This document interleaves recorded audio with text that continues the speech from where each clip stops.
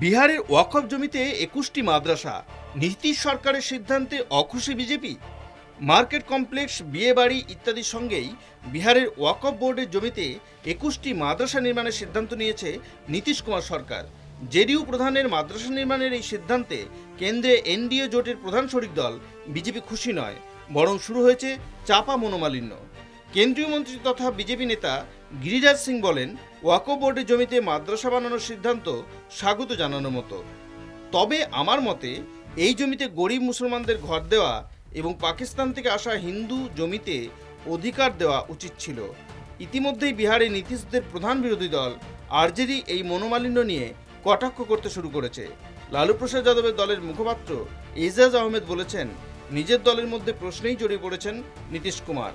দলের নেতা তথা কেন্দ্রীয় মন্ত্রী লল্লন সিং ওয়াকফ বোর্ড নিয়ে যে অবস্থান নিয়েছিলেন তা দলের অনেকেরই পছন্দ হয়।